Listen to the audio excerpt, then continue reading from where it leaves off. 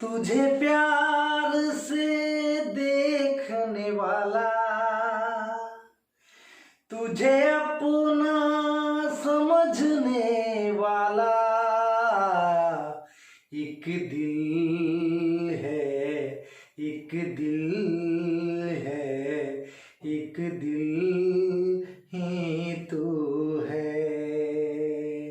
मेरा दिल है, मेरा दिल है, मेरा दिल ही तू है। हेलो, आज का वीडियो क्लास 10th के लिए है। एकदम शुरू से 10वां क्लास का मैथ हम शुरू कर रहे हैं इस चैनल पे, इंटेलिजेंट मैथमेटिक्स क्लासेस के ऊपर। तो जुड़ जाइए और एकदम शुरू से तैयारी करते चलिए। तो आज हम लोग क्लास 10th के लिए पहला वीडियो लेकर आए हैं, जिसमें वास्तविक संख्याएं, रियल नंबर्स के बारे में हम लोग चर्चा करेंगे। तो आज हम बहुत टाइप का संख्या का डिस्कशन करेंगे, जिसकी जानकारी एक मैथ पढ़ने वाले छात्र छात्राओं को होना ही चाहिए। मैथ्स पढ़ने चले हैं तो कुछ ऐसी संख्याएं हैं जिनके बारे में आपको जानना ही चाहिए। तो चलिए हम लोग देर न करते हुए शुरू करते हैं। फर्स्ट टॉपिक प्राकृत संख्या है। आप ये पहले भी पढ़े हैं, लेकिन हम दोबारा आपको एक बार याद दिला देते हैं कि इसको आप याद अगर रखे हैं तो ठीक है, और नहीं तो आज से रखना शुरू कर दीजिए। प्राकृत संख्याएं को अंग्रेजी में नेचुरल नंबर्स कहा जाता है। नेचुरल नंबर्स की गिनती की जितनी भी संख्याएं हैं उसको हम लोग प्राकृतिक संख्याएं या प्राकृत संख्याएं कहा जाता है। इसके सेट को कैपिटल N से डिनोट किया जाता है। तो गिनती की संख्याएं तो है 1 2 3 4 5 6 7 8 9 10 11 12, मतलब इसका अंत नहीं है, बस शुरुआत है। प्राकृत संख्या का स्टूडेंट शुरुआत है, 1 से शुरू होती है। लेकिन कोई पूछता है कि इसका अंत कहाँ है, तो बताइए कि इसका अंत होता ही नहीं है। तो डॉट डॉट करके छोड़ दिया गया है। तो प्राकृत संख्या आप समझ गए, 1 2 3 4 5, ये सब आपका प्राकृत संख्या है, नेचुरल नंबर है। दूसरा है पूर्ण संख्याएं। इसको अंग्रेजी में होल नंबर्स कहा जाता है। बस प्राकृत संख्याओं का जो संग्रह है उसमें जीरो को आप सम्मिलित कर दीजिए, बस आपका पूर्ण संख्या बन जाएगा।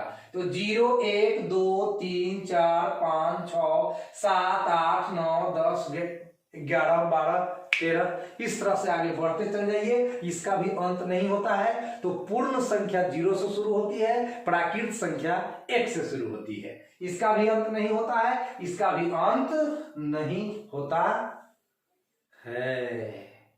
पूर्णांक, अब लीजिए, पूर्णांक को अंग्रेजी में इंटीजर्स कहा जाता है। इंटीजर्स कहा जाता है। चलिए देखिए, बीच में 0 है, पूर्णांक का नाम आया तो बीच में 0 है, और 0 के दाहिने तरफ 1 2 3 4 5 6 यानी कि प्राकृत संख्या है, और 0 के बाईं तरफ -1 -2 -3 -4 यानी निगेटिव नेचुरल नंबर है। याद रखने के लिए बोल देते हैं, है ना, निगेटिव नेचुरल नंबर हम बोल देते हैं, क्योंकि सब नेचुरल नंबर में माइनस लगा हुआ है ना। तो ये -1 -2 -3 -4 -5 -6 ये घटता चला जाएगा, इधर बढ़ता चला जाएगा। न इधर अंत है न इधर अंत है। ये सब आपका पूर्णांक हो गया। 0 को न तो धन पूर्णांक कहते हैं, न ही ऋण पूर्णांक कहते हैं। अगर कोई आपसे सवाल करता है कि 0 को धनात्मक कहेंगे या 0 को ऋणात्मक कहेंगे, तो आप बोलिए कि 0 is neither positive nor negative. 0 न तो धनात्मक है और न ही 0 ऋणात्मक है, कुछ भी नहीं है। बस इसके दाहिने तरफ धनात्मक पूर्णांक, बाएं तरफ ऋणात्मक पूर्णांक। आगे परिमेय संख्याएं, इसको अंग्रेजी में रेशनल नंबर्स बोला जाता है। ये बहुत इंपॉर्टेंट है 10th क्लास के बच्चों के लिए।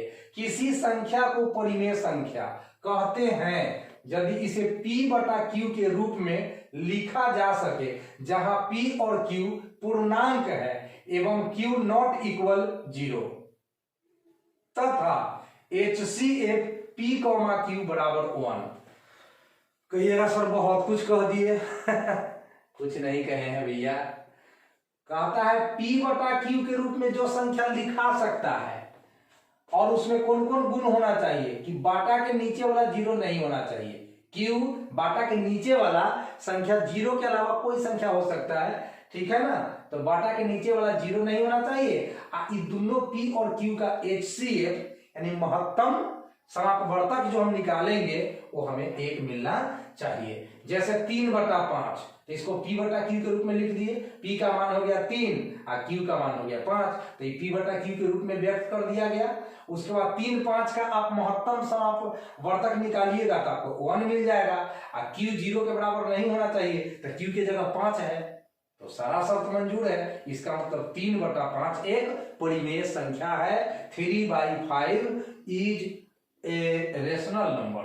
7/2, 7 और 2 को P बटा Q के रूप में व्यक्त किया गया है। P का मान 7, Q का मान 2, Q 0 के बराबर नहीं है और 2 और 7 का HCF निकालिएगा तो 1 मिलेगा, तो ये परिमेय संख्या हो गया।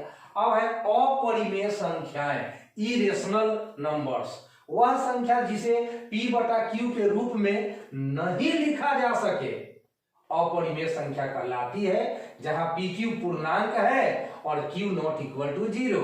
जैसे √2, √3, √11/2 माइनस √5/3, ये सारी संख्याएं आपका अपरिमेय संख्याएं हैं, क्योंकि इसको हमने P बटा Q के रूप में नहीं लिख सकते, क्योंकि जहां की P और Q दोनों पूर्णांक है। √2 पूर्णांक नहीं है, पूर्णांक में देख लीजिए कहीं √2 नहीं है ना, √3 पूर्णांक में कहीं नहीं है, तो ये सारी संख्याएं अपरिमेय संख्याएं हैं। अब आ जाइए वास्तविक संख्याएं, जो कि चैप्टर का नाम है रियल नंबर्स। तो ये जानना जरूरी है कि रियल नंबर क्या होता है। तो चलिए, परिभाषा है कि सभी परिमेय संख्याएं तथा अपरिमेय संख्याओं को एक साथ लेने पर जो संग्रह प्राप्त होता है उसे वास्तविक संख्याएं कहा जाता है। लीजिए, माने परिमेय संख्या और अपरिमेय संख्या को फेंट दीजिए, मिला दीजिए, दोनों को फेंट फाट कर दीजिए, आपका वास्तविक संख्या हो जाएगा। वास्तविक संख्या का अंग्रेजी रियल नंबर्स होता है। इसको हम लोग कैपिटल R से सूचित करते हैं। कैपिटल R मैथ में लिख दिया जाता है, इसका मतलब हो जाता है वास्तविक संख्याओं का समुच्चय, है ना। अब है अभाज्य संख्या, प्राइम नंबर इसको अंग्रेजी में बोलते हैं।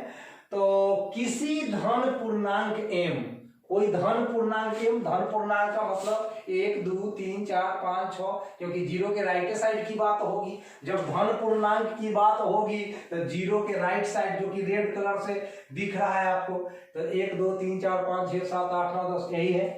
तो किसी धन पूर्णांक m को अभाज्य संख्या, एक और नाम है रूढ़ संख्या।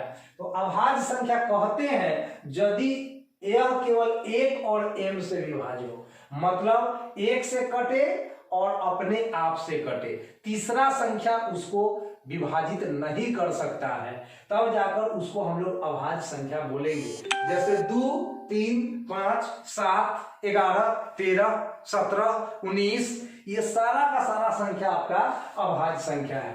2 या तो 2 से विभाजित होगा या 1 से, 3 या तो 3 से विभाजित होगा या 1 से, 5 या तो 5 से विभाजित होगा या 1 से। तो हम ऐसे भी कह सकते हैं दूसरे शब्दों में कि जिस संख्या के सिर्फ 2 गुणनखंड हो उसे हम अभाज्य संख्या कहते हैं। पहला गुणनखंड 1 और दूसरा गुणनखंड खुद वो संख्या। चलिए, अब है यौगिक संख्या, कंपाउंड नंबर्स, वह धनात्मक पूर्णांक जिसके कम से कम 3 गुणनखंड हो, मतलब 3 को संख्या से वह विभाजित होना चाहिए, 3 को संख्या से उसको वह विभाजित होना चाहिए, कम से कम 3 गो से ज्यादा जितना से विभाजित हो, लेकिन कम से कम में 3 को संख्या से वह आपका विभाजित होना चाहिए, उसको यौगिक संख्या बोलेंगे। जैसे 4 6 8 9 10 12 14, आगे बहुत सा संख्या है। अब कहिएगा सर 4 का कौन कौन गुणनखंड है, तो गिन लो। 4 1 से कटेगा, है ना, 4 आपका 1 से कटेगा, 4 आपका 2 से कटेगा और 4 आपका 4 से कटेगा, तो 3 गुणनखंड हो गया कि नहीं हो गया? हो गया। उस तरह से 6 का गुणनखंड 6 1 से कट रहा है, 6 आपका 2 से कट रहा है, 6 आपका 3 से कट रहा है, 6 आपका 6 से कट रहा है। तो इसके आपके 4 गुणनखंड हो गए। तो परिभाषा में है कम से कम 3, इसको दिमाग में बिठा लीजिए, कम से कम 3 और ज्यादा से ज्यादा जितना होगा तितना होगा, कोनो दिक्कत नहीं है, ज्यादा से कोई परेशानी नहीं है, कम से परेशानी है, मतलब 3 गो से कम नहीं होना चाहिए। 3 गो से कम जैसे ही होगा तैसे वो अभाज्य संख्या हो जाएगी। चलिए, तो यौगिक संख्या आप समझ चुके हैं। अब है सह अभाज्य संख्या। इस पर ऑब्जेक्टिव क्वेश्चन डाल देता है बार बार।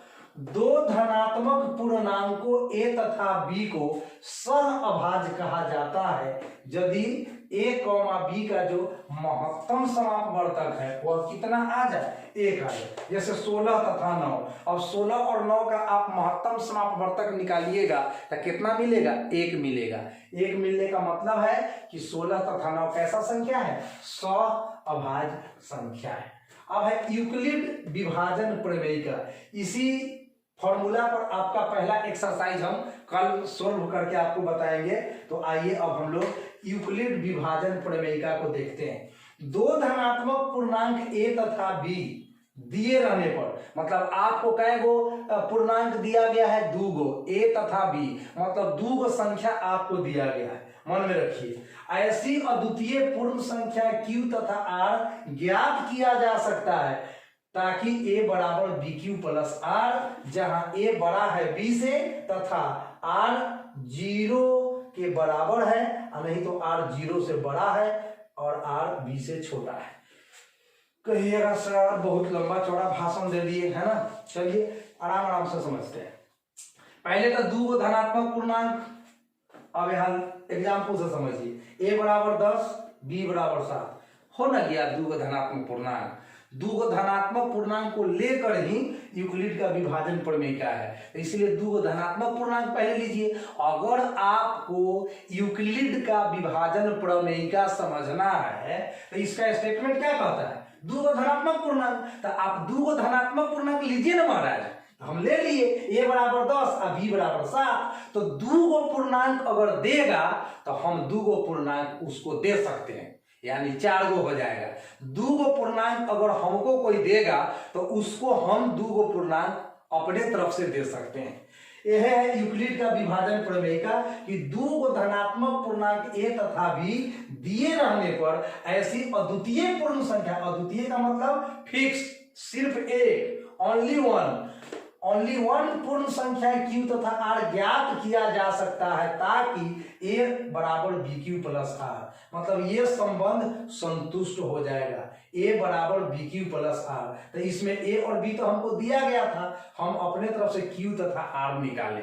हम अपने तरफ से क्या निकाले, q तथा r। यह निकाले कैसे, तो विभाजन के द्वारा। नाम है विभाजन प्रमेयिका। अब विभाजन का मतलब क्या होता है, तो भाग देना। हमने 2 गो पूर्णांक दिया गया है, उन्हें छोटका से बड़का में भाग दे देंगे तो एगो भागफल आ जाएगा, एगो शेषफल आ जाएगा। तो 2 गो पूर्णांक आप दिए, अब भाग दे दिए तो एगो भागफल, एगो शेषफल, 2 और संख्या मिल गया, तो न हो गया 4 संख्या।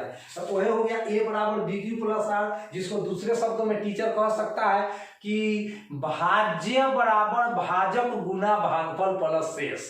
वही वाला बात है यूक्लिड का विभाजन प्रमेयिका, और कोनो दूसर बात नहीं है। इसमें याद रखिएगा कि a जो है वह b से बड़ा होगा, a is greater than b, है ना। जन्ने नोक तन्ने छोट, ई b छोट है, आई दुमुहवा घूमल है ना, दुमुहवा घूमल है से बड़ है। चलिए, तो a बड़ा है b से, और r जो निकला है वह 0 भी हो सकता है, और न तो 0 से बड़ होगा, लेकिन b से ऑलवेज छोट होगा। यानी जो संख्या से हम भाग देंगे उससे कम रहेगा। अब जैसे a बराबर 10 लिए, b बराबर 7 लिए, तो छोट कौन है, शर्त है कि a बड़ा होता है b से। तो देखिए a बड़ा संख्या लिए 10 और b छोटा संख्या लिए है 7। अब 7 से 10 में भाग दिए तो 7 एकम 7, 10 में 7 घट गया 3। तो देखिए ई दिया हुआ था और ई निकल गया। तो 2 गो संख्या दिए जाने पर हम अपने तरफ से 2 गो संख्या विभाजन करके प्राप्त कर सकते हैं, ठीक है, जिसमें एगो भागफल होगा और एगो शेषफल होगा। तो 7 से 10 में भाग देने पर एक बार लगेगा, शेष 3 गिरेगा। तो हम अब इस 10 को लिख सकते हैं 7 गुना 1 प्लस 3। सोचिए जरा, क्या हम 10 को लिख सकते हैं 7 गुना 1 प्लस 3? अरे महाराज 7 में 1 से गुना करिए ना तो 7 होगा, और 7 में 3 जोड़िए ना तो 10 होगा। बस हो गया 10, तो बात रहे बस। तो यह है यूक्लिड का विभाजन प्रमेय का ए बराबर बी क्यू प्लस आर। इसलिए कोई पूछता है कि यूक्लिड का विभाजन प्रमेय का क्या है, तो उसको सीधा कहिए कि भैया आप 2 संख्या हमको दीजिए, हम 2 संख्या आपको देते हैं। कैसे? तो भाग देके छोटका संख्या से बड़का संख्या में भाग देंगे तो एगो भागफल आ जाएगा, एगो नीचा शेषफल आ जाएगा। तो हो ना गया 2 संख्या। शेषफल पर बाउंडेशन है, ये शेष गिरता है ना, इस पर बाउंडेशन है। कथी बाउंडेशन है भैया? तो 20 से कम रहेगा। तो 3 जो है से क्या 7 से कम ना? एकदम है। अच्छा, 0 के बराबर होगा ना तो 0 से बढ़, तो 0 के बराबर तो ना है लेकिन 0 से बढ़ तो है ना, 3 0 से बढ़ तो है ना। यह इतना बात होता है, यह यूक्लिड का विभाजन प्रमेय का। तो इतना सारा संख्या को आप अच्छे से याद कर लीजिए, और उसके बाद हम 1.1 एक्सरसाइज लेकर कल आएंगे। और 10th का मैथ एकदम शुरू से स्टार्ट कर रहा हूं, आप इसको पढ़िए, सीखिए, समझिए, और कोई दिक्कत नहीं होगा, इसकी गारंटी है श्रीकांत सर के पास। तो मिलते हैं नेक्स्ट वीडियो में, तब तक के लिए गुड नाइट।